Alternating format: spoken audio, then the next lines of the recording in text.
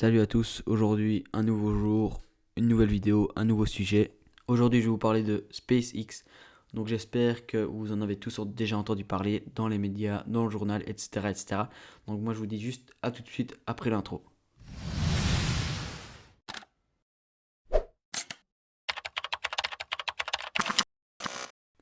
Voilà, j'espère que vous avez apprécié cette petite intro, on passe tout de suite au début de la vidéo.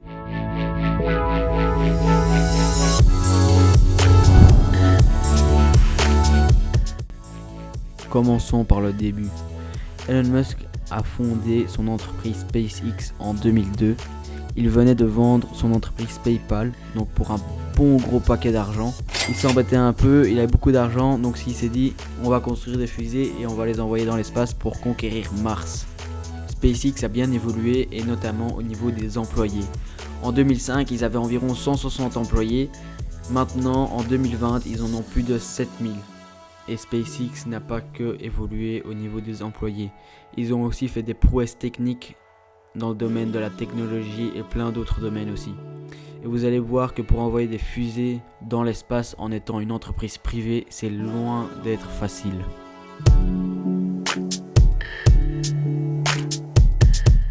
Comme je viens de vous dire, envoyer des fusées dans l'espace en étant une entreprise privée, c'est loin d'être facile.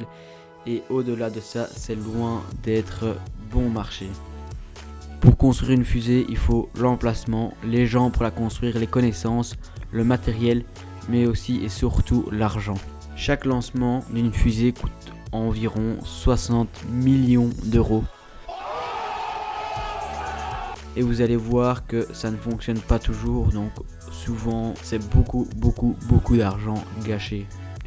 On verra plus tard les fails que SpaceX a eu et il y en a quelques-uns, surtout au début.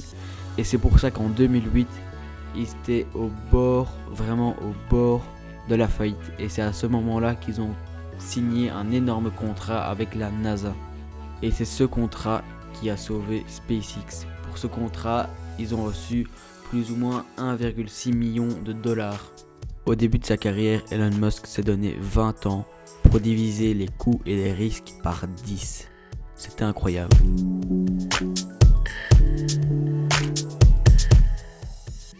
Qu'on se le dise, SpaceX c'est un succès, un énorme succès même. Et ça c'est grâce à deux choses.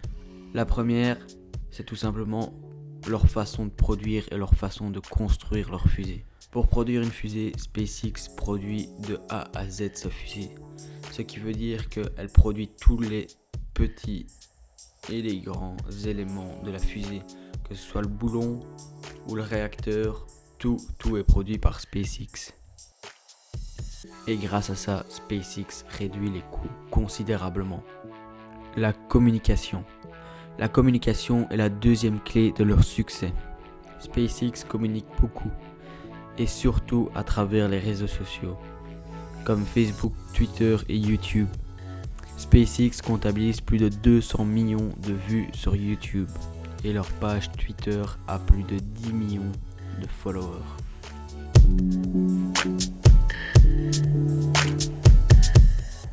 Au début, beaucoup de gens prenaient Elon Musk pour un fou. Et cela pour une raison, c'est qu'au début, ils enchaînaient fail sur fail sur fail.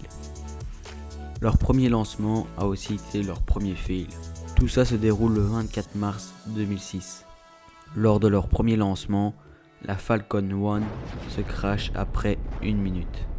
Leur deuxième essai en 2007 était déjà beaucoup mieux mais pas encore au point, car la fusée se crache après avoir atteint 320 km d'altitude. Ça allait de mieux en mieux pour SpaceX, mais leur fusée n'était pas encore au point. Leur troisième essai et aussi leur troisième échec, tout était bien parti, mais quand les deux étages se sont séparés, ils se sont rentrés dedans et se sont donc crashés.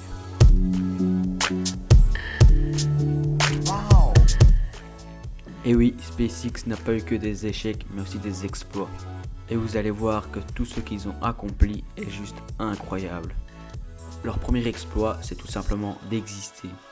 Comme je l'ai dit, construire des fusées et les envoyer dans l'espace en étant une entreprise privée était juste inimaginable avant leur arrivée.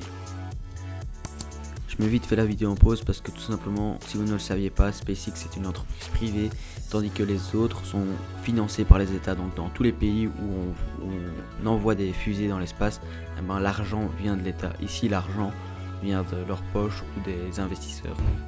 Et tant qu'on y est, n'hésitez surtout pas à lâcher un petit like, un petit commentaire si vous avez des suggestions ou quoi que ce soit à me dire. Et n'hésitez surtout pas à vous abonner pour plein de prochaines vidéos.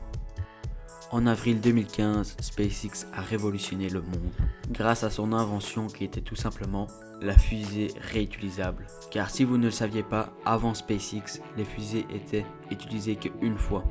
Soit elles restaient en tant que débris dans l'espace ou soit elles retombaient dans la mer.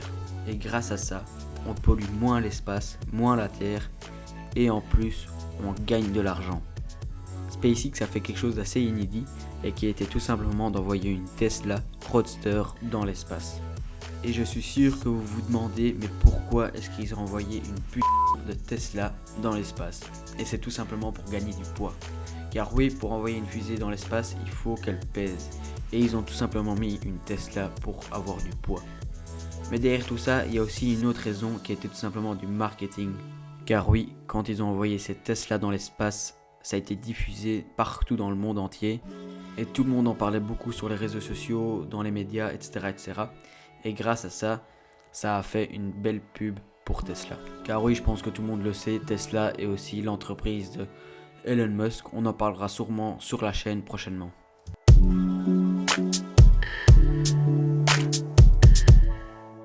Pour travailler chez SpaceX et pour SpaceX, c'est loin d'être facile. Et ça, pour deux raisons. La première, c'est les connaissances.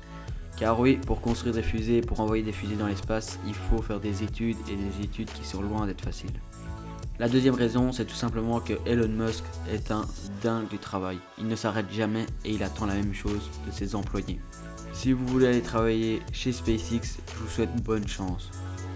Car avant de travailler chez SpaceX, il faut passer par un long processus qui est tout simplement plein de tests et de rendez-vous avec plein de personnes.